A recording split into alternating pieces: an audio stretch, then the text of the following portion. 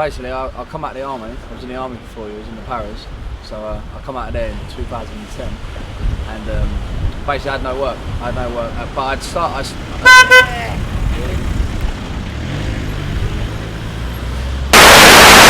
Can you please all stay out on the grass where the benches are? Don't be going through the barrier. That's out of bounds. You're not allowed through there. It's for members only. So go outside, chill out, rehydrate. Any rubbish, stick in the bins. Don't leave it out there. And then one by one, you'll go into to get your promo videos done if you require them on here. Okay. So if you need to get more weight off, go back to the sauna now and cut the remaining weight off. Okay. Come straight back the way. Yeah, listen, yeah, you could come straight back and weigh in. I'll tell you what, what's the time now? What's time? Time for some action. Time for some action. Time for some action. Come on. Time for some action. Time for some action. Time for some action. Time for some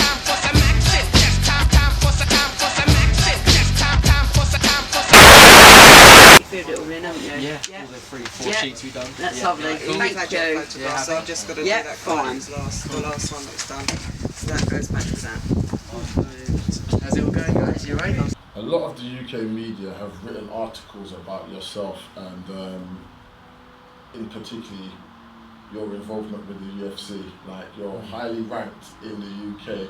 What do you think you actually personally have to do to make that transition to get onto the UFC where everybody thinks you should be? Mate, you tell me, you know what I mean? I've been trying endlessly. You know, I had the longest win streak on Cage Warriors, and like I said, if I'd have won that title against Brett Johns, I believe that would have propelled me to the UFC. And obviously, in hindsight, it didn't go that way. You know, you can't look back at things. Now I've got to move on, I've got to move forward. You know, what I hear that they want is at least a 5-fight win streak, and they want big finishes, exciting finishes. It's not enough now to have a win streak against good opponents. You need exciting finishes. So I think in the past what held me back was the fact I had a lot of decisions on my records, but those were decisions against highly ranked, very good opponents in Europe, and decisions that weren't even like split decisions. They were decisions where I absolutely destroyed my opponents with like 30-25 on scorecards, you know, which is not easily done.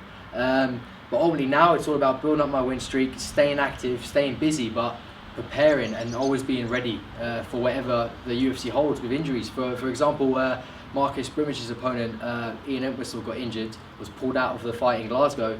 My management threw my name into the mix last Sunday, and I was hoping on 21 days notice to get the call up. So obviously you must have seen on social media, Twitter, Facebook, there was a lot of shout outs for me, Brett Johns, Dean Garnett and other UK bantamweights. My name was in the mix, and it's only a matter of time before I make it to the big show.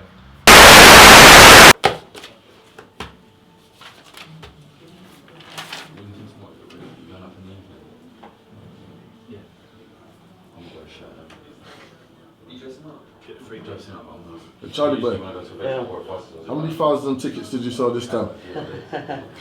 I only sold 49 this time. That's because I fought 2 weeks ago, but still better than half the guys. You've been weighed in, yeah, made weight. Now show us, what have you got?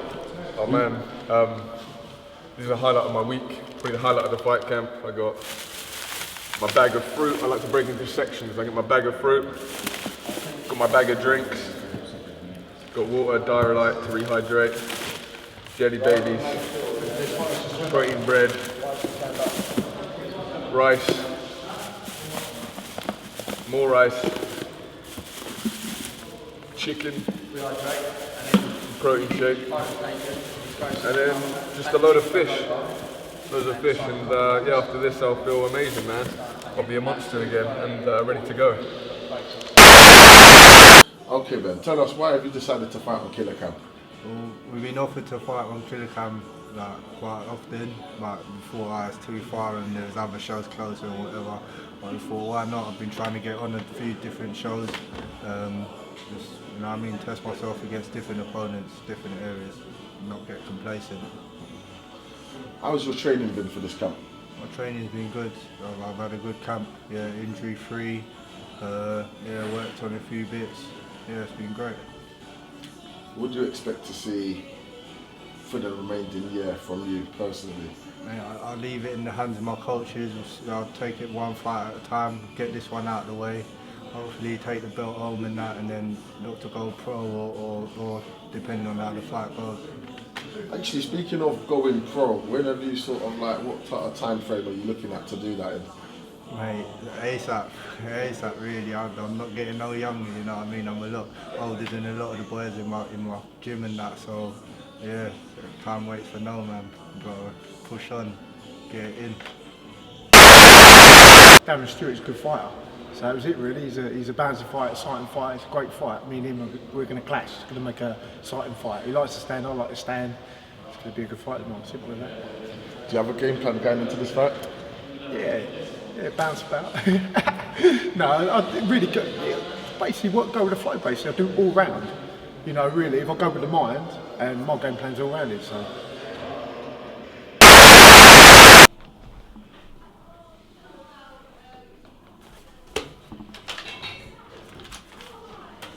So Darren, what are you doing right now? Right now, checked up on my contract, read that it's okay, signed it, and I just sorted out the ticket money, to be honest. That's it, and the music as well, sort of music. That's it so far. Then next is the weigh-in. What made you decide to fight on KillaCam?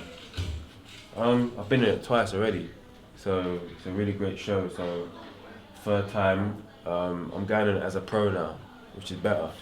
And I've been told I'm a fan favourite, so that's why I'm back again. And I always keep coming anyway, so that's what made me fight on that show. What do you know about your opponent?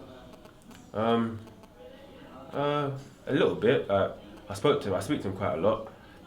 Like I said before, like when I just turned pro, I spoke to him a lot. He gave me a lot of advice, like what it's like turning pro, how to deal with a pro MMA game and stuff like that. So I took a lot of advice from him, and now I'm fighting him as a privilege. So yeah, that's what I know about him too much. I know he's a stand-up guy, and he brings it all the time. You know, he's got a lot of energy, and so have I. So we're one of them ones, battle for battle, you know, get the job done. When and why did you decide to start the KillaCam promotion? I used to be in the army. I was in the Paris for 4 years. When I got back from Afghan, I decided to do martial arts. I got into it, basically keep me out of trouble. Well, a bit of a loose cannon when I got back from Afghan. Kept getting in trouble downtown in the army, and my mate basically turned around and said to me, "Look, come on, get into MMA, otherwise you're going to end up basically in prison." So I got into MMA. Off the back of that, I ended up coming out the army. When I come out the army, I was trying to find a job and that, and literally it was a lot harder. A lot of people make false promises. Oh, I'll get you a job, I'll do this.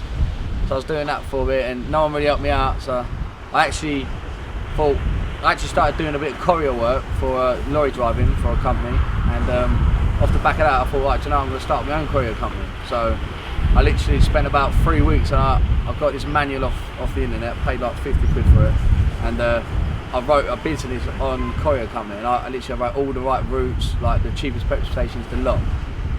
And one day, after 2 weeks, when I had it all ready to go, I woke up and I thought, do you know what, that ain't my love, I ain't passion, I don't want it. So then I went over and I gave it to my mate. I said, yeah, there's a whole business here, I don't want it. He's like, right, you spent a lot of time here. I was like, it just ain't me, it's not what I love. So unless you're gonna create a business, you have a passion for it. So off the back of that, I went home and I sat down and I thought, well, I'm going to write a list of 10 things which I love doing and what's important to me. And the number one at the top was obviously MMA. And then off the back of MMA, I done like a brainstorm, and I was like, well, what's missing in the MMA game? And there's a lack of shows, like of quality shows. And then within my area, Thanet, there wasn't no MMA gyms, there wasn't no promotions. So I thought, right, I've got a perfect venue, the Winter Gardens. It's like renowned for having like great artists all over, like come down here from comedians to bands to X Factor finalists. It's pretty historic itself. So perfect venue. But then the hardest thing about that was they used to do boxing events here, but they banned them because the amount of fights that used to keep kicking off. So then when I knock on the door and go, I want to do a cage fighting event, as you can imagine, their faces is a bit like, well, nah. So I went for about 6 months on meeting, finally got to go ahead. I said, look, give me one chance, I'll prove you wrong. It's a different type of crowd to a boxing crowd. And yeah, they gave me a chance, and I've done my first event, and I smashed it. So it went really well. It was actually, the Winter Gardens actually said it was one of the first shows like that that's been to the Winter Gardens and actually been successful on profit margins, because I was like literally in the green. I made a good strong profit out of that first show. So yeah, basically yeah. So that's pretty much why I come round onto KillaCam and come up with KillaCam. Mainly because there wasn't a show around here, and I wanted to just I was getting let down by everyone else with jobs and that, so I thought I'd just start my own job and passion, and that's why I've pretty much doing it to where it is today.